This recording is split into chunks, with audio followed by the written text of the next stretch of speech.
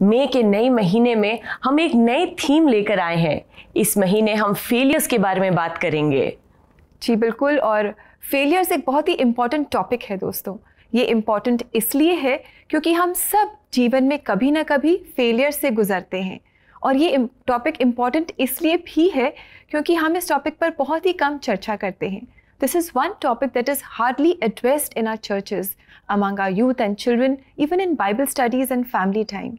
In fact हमारा जो social media post होते हैं वो सब हमारी सक्सेस के बारे में बात करते हैं, कभी फेलियर्स के बारे में बात नहीं करते।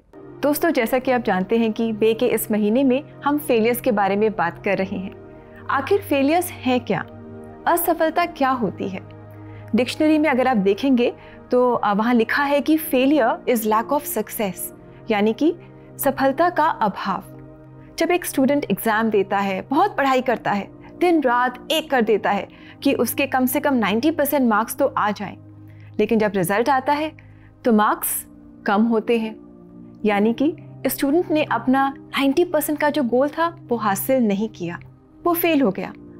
इसी तरह दोस्तों, एक खिलाड़ी भी जब बहुत तेज़ दौड़ लगाता है ताकि उसे एक स्वर्ण पदक मिल जाए, लेकिन जब वो स्वर्ण पदक उसे नहीं मिल पाता, वो हार जाता है, तो हम कहते हैं that he failed in achieving his goal. कई बार दोस्तों हम रिश्तों में भी फेल हो जाते हैं, जैसे हमने शुभ्रा के जीवन में देखा। शादीशुदा जीवन की शुरुआत में एक जोड़ा सोचता है कि वो दुनिया के सबसे लविंग और केयरिंग हस्बैंड वाइफ बनेंगे, लेकिन कुछ ही सालों में कभी कभी उनके रिश्ते में तनाव आ जाता है और वो अलग हो जाते हैं। कभी कभी बच्चों और पेरेंट्स के रिश्ते में भी टेंशन्स आ जाते हैं, उनके रिश्ते में आदर और प्यार नहीं रहता। दोस्तों, हम सब कहीं ना कहीं फेल हो रहे हैं।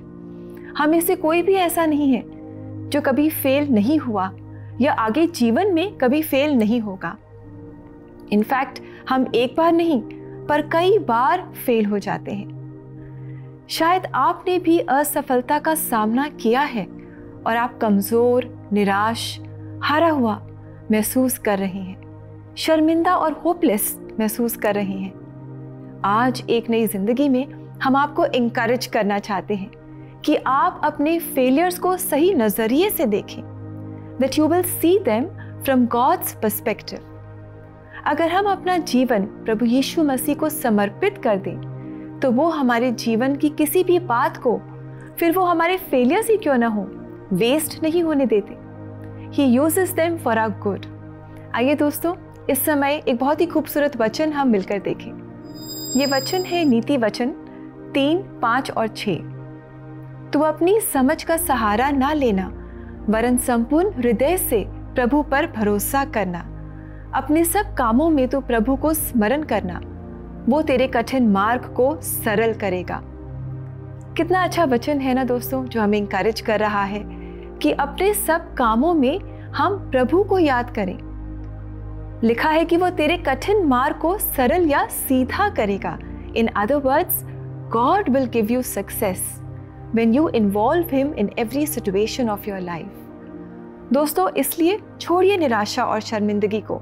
आइए हम अपनी असफलता को परमेश्वर के पास लेकर आएं, उसे दे दें और उससे मांगे कि परमेश्वर, मुझसे नहीं होगा, आप मेरी मदद करें। मैं क्या करूं, कैसे करूं, आप मुझे दिखाएं और सिखाएं। परमेश्वर पर भरोसा रखें, अपने सब कामों में उसे याद रखें और देखिए कैसे आपके कठिन मार्ग सीधे होते जाएंगे और आपके जो फेलियर्स हैं वो सक्सेस में बदल जाएंगे।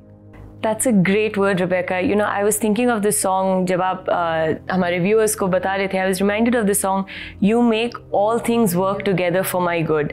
And वो that song constantly reminds me, you know, कि चाहे कुछ भी situation हो life में, God is always going to be there.